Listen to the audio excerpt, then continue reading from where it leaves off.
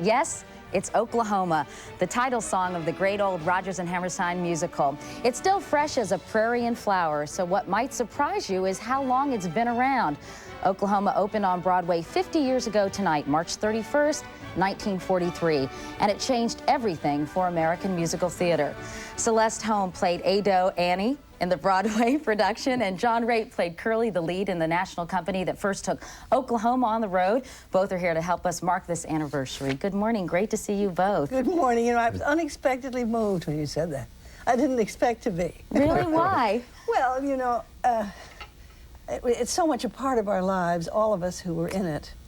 And, you know, working with those two giants who really, they produced that show with such tenderness and such skill and such strength and such wisdom. And working for them was like taking a course in stagecraft. They were so wise and treated all of us individually, knowing that each of us came from different. Of course, I'm really a farm girl, having been brought up on a farm every summer of my life. And I've always known that I belonged to the land. So it was a palette that was very familiar to me. But there they were, always emanating encouragement. And what started all those years of producing the most wonderfully heartwarming music and lyrics. Do you feel equally emotional, Mr. Raitt, when you think about it? It's so exciting because I was a California boy, kind of farm type, and I got this opportunity to come to New York to audition. And they were all there because I was to be the first replacement for Alfred Drake, who was so great in the show. And they decided, since they just got the rights to do Lilium for the forthcoming musical, that I would be a good bet for that new production. So they brought Harry Stockwell from the national company, Dean Stockwell's dad. That's right.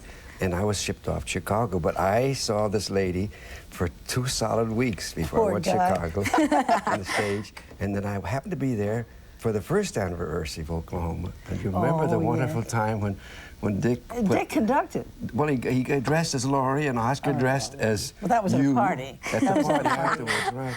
Sounds like a wild party. And sang the Can't Say No, which is her great number, of course. In fact, I want to play a little bit about your big number when you played. Well, you know, it sounds a little like a small boy in a bottle, but okay. Yeah, all right. Let's roll the tape if we could, Joe.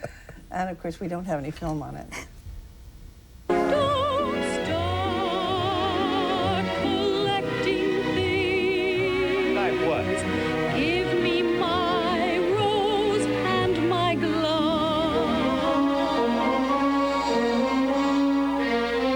Sweetheart, less suspecting things.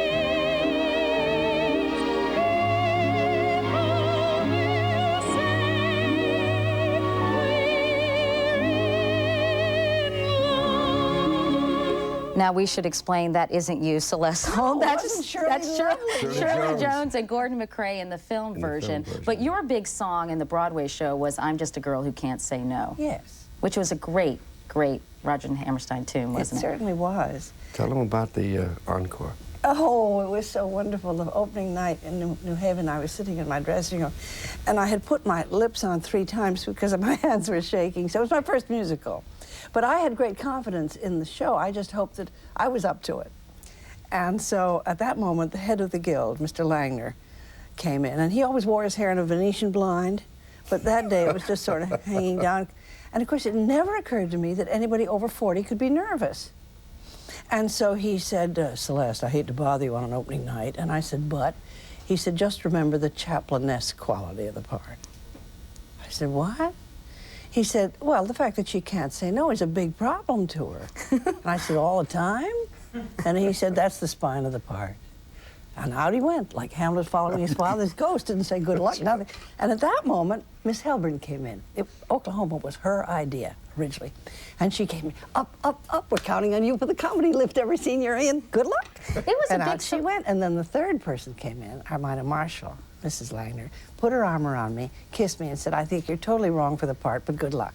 Oh, great. What encouragement, So that huh? was the It was a opening big surprise, wasn't it, Mr. Oh, Raitt, that sure. Oklahoma did so well, because Yeah, they didn't the critics expect it didn't to. like it No. so much, No, did no, they? no, come on. The critics were fine. There They were not- some, though. Listen Yes, to one. No legs, no jokes, Oh, no That chance. wasn't the critic. That was Walter Winchell's That was secretary. Mike Todd. Mike That was Todd. Mike Todd? Okay, well, Well, I've heard someone it else both said it was ways, Walter right. Winchell's secretary, Well, I too. got a very irate wire from Walter Winchell. He said, "I never said that.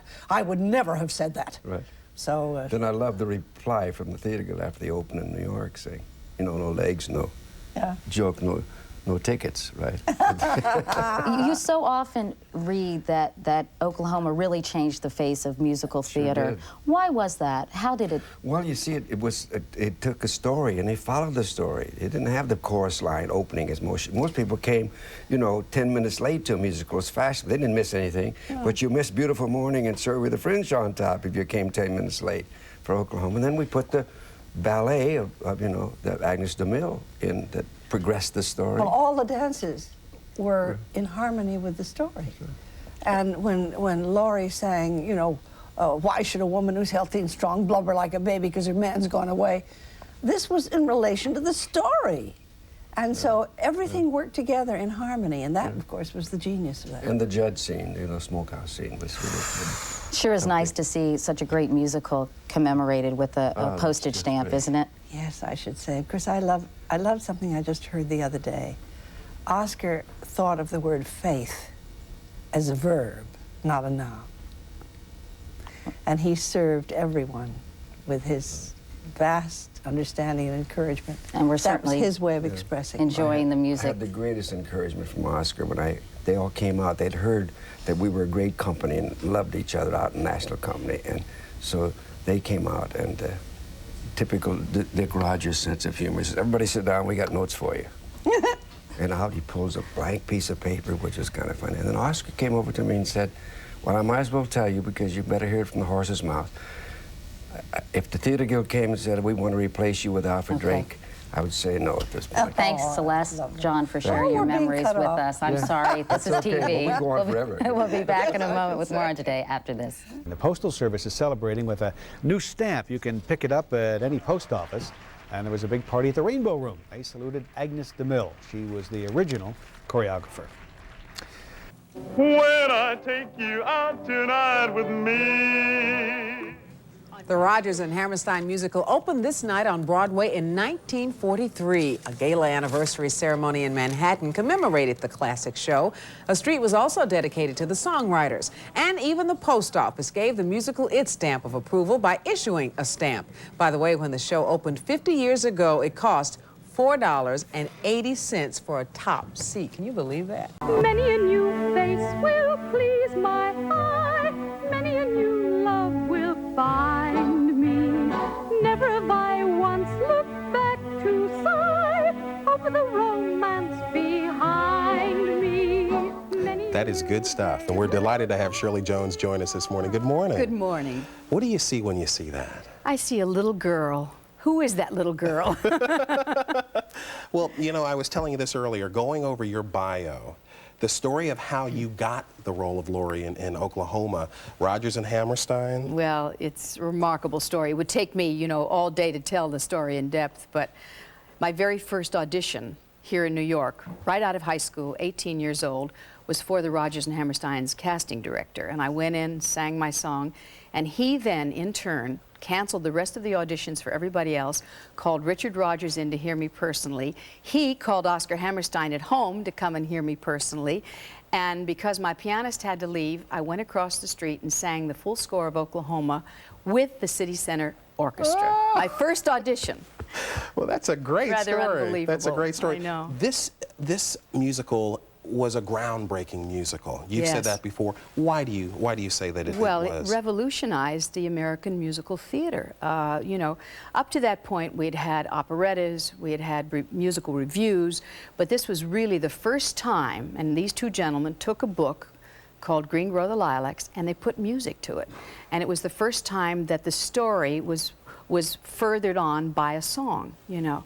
And it was the beginning. It really was the beginning, and a magnificent There's a movie in there, the Shirley, the life and You story keep of saying Shirley. that.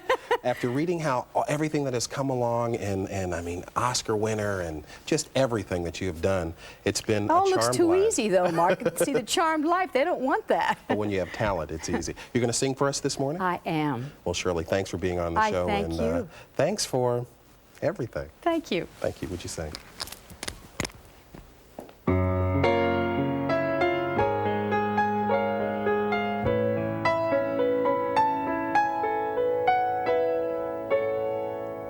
Don't throw bouquets at me. Don't please my folks too much. Don't laugh at my jokes too much. People will say we're in love. Don't sigh and gaze at me. Your sighs are so like mine. Your eyes mustn't glow like mine.